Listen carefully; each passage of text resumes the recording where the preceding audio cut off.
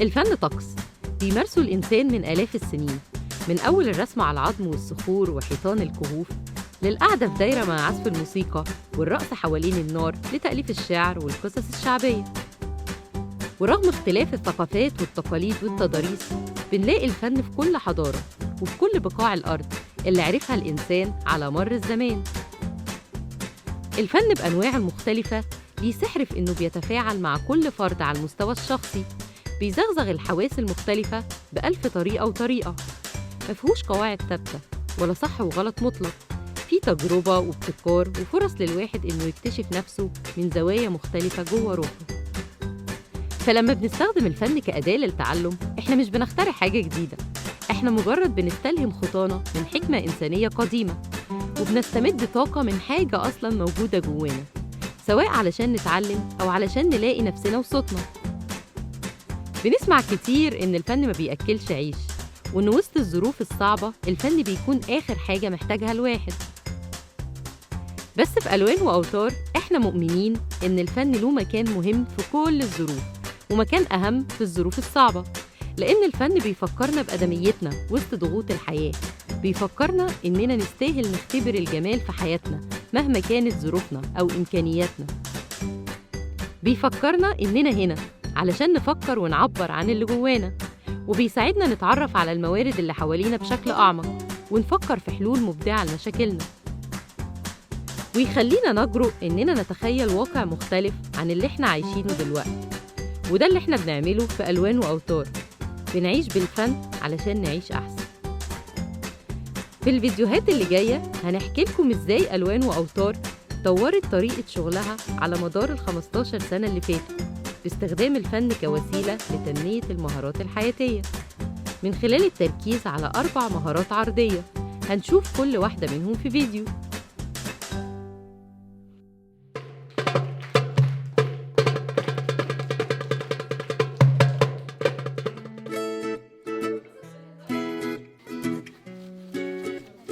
في ألوان وأوتار الموضوع بسيط، احنا مركز يعني بتشتغل في التعليم الموازي، مع العيال بيجوا لنا وقت ما هم عندهم وقت يجوا، فاحنا مش بنشتغل انطلاقا من مضمون معين، احنا عايزينهم يتعلموا انطلاقا من المهارات.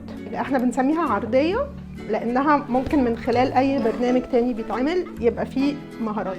احنا مصنفينهم 4 مهارات، واحدة بتشتغل على النمو الذاتي، واحدة بتشتغل على العلاقة الاجتماعية ومهارات الحوار والتواصل، واحدة بتشتغل على مهارات الفكر، التفكير النقدي، التفكير الإبداعي، ترتيب الأفكار، أختار حاجات وكده، وواحدة هي آخر واحدة بتشتغل على مهارات إنه لما يتعلم كل الحاجات التانية دي يعرف يكمل يتعلم، فيبقى متعلم مستمر عنده مهارات التعلم اللي هي بنسميها مهارات تعلم ذاتي، ان هو يعرف ينظم وقته، ان هو يعرف يختار هو عايز يتعلم ايه، ان هو يحط اهداف للتعلم بتاعه وهكذا.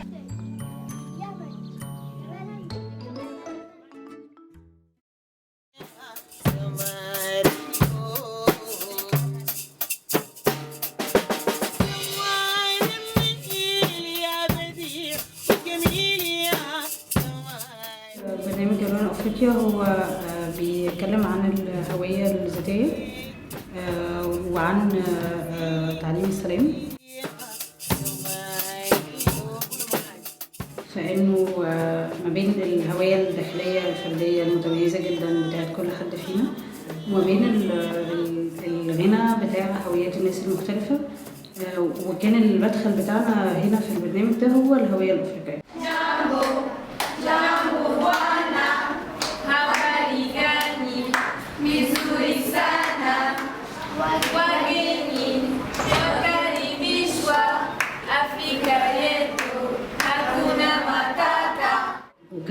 كانت الولاد كده بتعدي في بروسس من الريفليكشن كل يوم حوالين هما ايه الحاجات اللي حقيقي لمستهم، ايه الحاجات اللي يمكن مختلفة عنهم بس هما كانوا بيراقبوا شعورهم ناحيتها او ملاحظتهم عليها او احساسهم معاها او الحاجات اللي قدروا يعملوا معاها مواجدة او الحاجات اللي استغربوها او كده. ففي الاخر كانت كل حاجة بترجع ترفلكت على هي حقيقي الهوية الداخلية بتاعتهم ايه.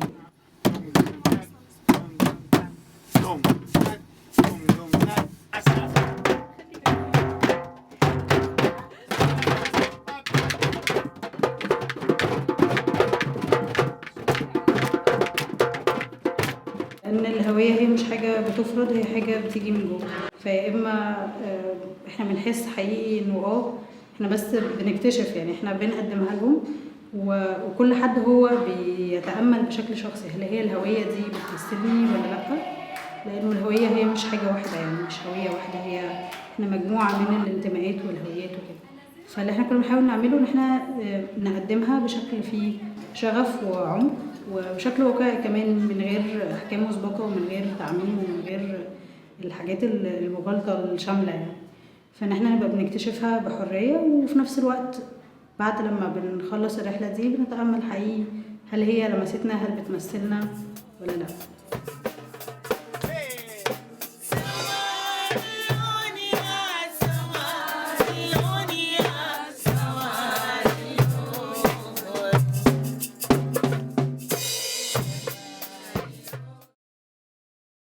الفنان اللي بنتكلم عنه النهارده اسمه ايه؟ طيب النشاط ده اسمه رسامين حول العالم او فنانين حول العالم. احنا كل مره بنتكلم عن فنان جديد، فكل مره بناخد رسام، والرسام ده ممكن يكون عايش زمان خلاص مثلا مات او كده، بس ممكن يكون كان عايش في بلد بعيده قوي، بس في الاخر هو عمل حاجه في الرسم كانت مميزه قوي، كانت مختلفه جدا، او اخترع حاجه جديده، ففضلت اللوحات بتاعته عايشه لحد دلوقتي. نيجي بنتفرج على اللوح، فاحنا مش بقول لهم في ايه في اللوحه، فاحنا بالاول بسيب لهم اللوحه وهم بيبتدوا يطلعوا، وبعد كده بنحاول نوصف اللوحه بشكل حيادي جدا انه ايه اللي موجود فيها. مش عايزه اقول ايه الحلو وايه اللي وحش وايه اللي عجبني وايه اللي ما عجبنيش، انا عايزه اعرف ايه بس اصلا اللي موجود فيها، في ورده، في شجره، في مركب، في اي حاجه، بس انا بقول بس ايه اللي موجود، وبعد كده ببتدي اقول بقى ده هو زود اللون ده قوي، ده هو عمل حاجات هنا شكلها غريب، مكان انا مستغربها ما عجبتنيش. فده بيصب في جزء النقد، تنميه النقد عندهم، ان انا يبقى عندي ملاحظه انه اسلوب الفنان ده عامل ازاي. طب بعد كده بيخليني ان انا اول لما اشوف حاجه تانية حتى لو انا فنانه انا ما شفتوش، بس انا ببتدي افكر بقى هي اللوحه دي فيها ايه اصلا، فشويه بيشتغل على الجزء بتاع الاستقصاء والنقد. وبعد كده بنختار لوحة منهم وبنرسمها، بس بنرسمها مش بننقلها، يعني بنرسمها بكل حد بأسلوبه الخاص بيه، يعني أو بس نخلي الستايل بتاع الفنان ظاهر في الآخر. يعني طول الوقت بتبسط بإن أنا بتفرج على رياكشناتهم في التفاعل عموما مع اللوح أصلا أو مع الفن، إنه ممكن أكون متخيلة إن هم هيزهقوا بسرعة جدا، بس هم يكونوا انترستد جدا ويقدروا يسألوا أسئلة ويتخيلوا إنه النقطة دي ممكن تكون شمس والنقطة دي ممكن تكون كذا. يعني تفاعلهم مع اللوحات هو اكتر حاجه بالنسبه لي طول الوقت بتبقى انترستنج، لانها بتبقى غير متوقعه تماما.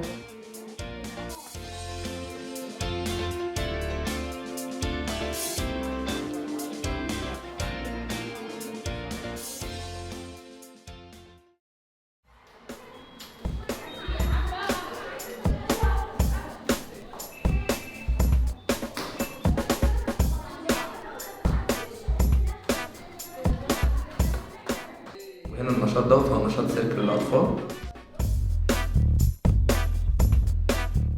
هو أهم حاجة إن فكرة السيرك دايما مرتكز على الثقة بالنفس، وإن أنا واثق كمان في اللي حواليا، وإن إحنا قادرين إن إحنا نتفاهم من غير ما يبقى فيه أي كلام ولا أي حاجة، وقادرين إن إحنا يكون في عندنا القدر من الأريحية اللي إحنا نتعامل فيه مع بعض، ونشيل كل المشاكل وكل الخلافات اللي ما بيننا عشان نعرف نطلع حاجة مع بعض.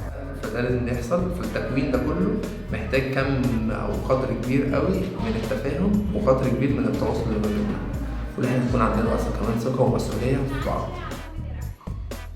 وهو دايما نفس فكره ان كل ما بنكرر الحاجه كل ما بنتعلم اكتر، وده اللي احنا بنعمله من اول بدايه النشاط خالص. هو اصلا نشاط تراكمي، يعني المجموعه دي بقى لها 3 شهور وبفضل انها شغاله لحد دلوقتي، فكل شويه واحده واحده بنبدا نزود في الحاجات، واحده واحده بنبدا نزود في الحاجات. ومهارات التواصل ومهارات كمان اللي هي العرضيه الموجوده بتبدا تتطور مع الوقت ومع كمان التقنيات.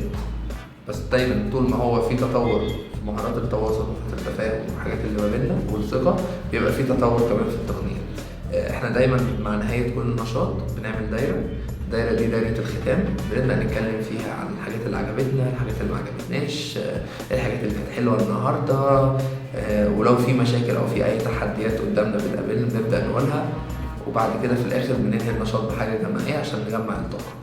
ودايما بنتكلم في فكره السلك وفكره النشاط الاكروبات اللي احنا بنعمله ان هو طاقه. على قد ما بتدي طاقه جوه المجموعه، وعلى قد ما بتدي طاقه للناس اللي حواليك، وعلى قد ما بتاخد طاقه منهم بيبدا النشاط ان هو بيتطور، بيبدا الحاجه بتبان بشكل حلو. وهي دي الروح اللي احنا بندور عليها جوه النشاط.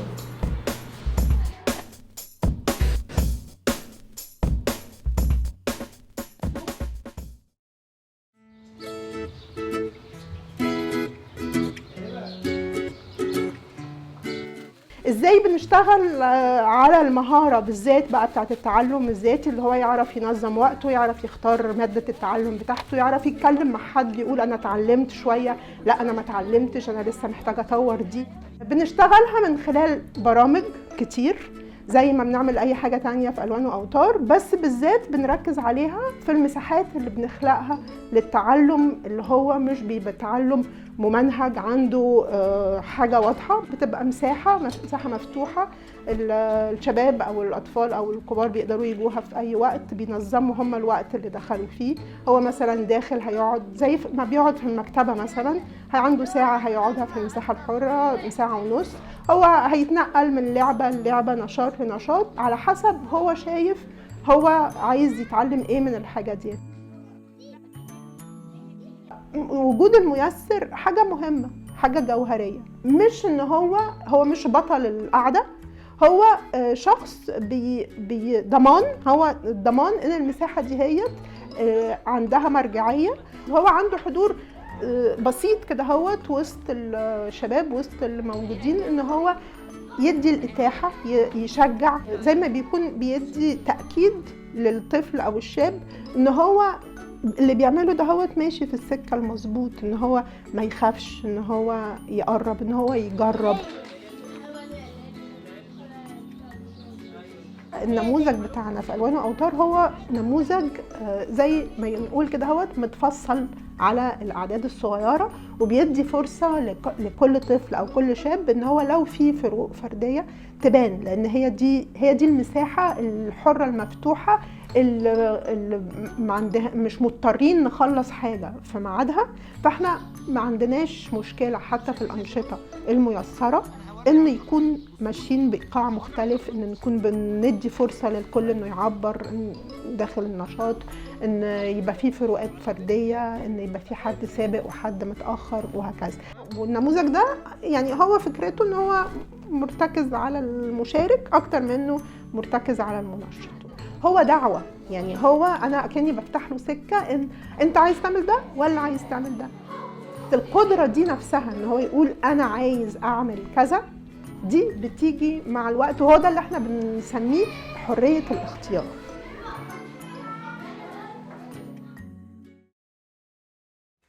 ودي كانت نبذة صغيرة عن شغلنا في المساحات المختلفة. نتمنى تكون الفيديوهات زغزغت عقلكم وألهمتكم تجربوا وتستكشفوا إزاي ممكن تدخلوا الفن في حياتكم أو في شغلكم أو منهجيتكم التربوية.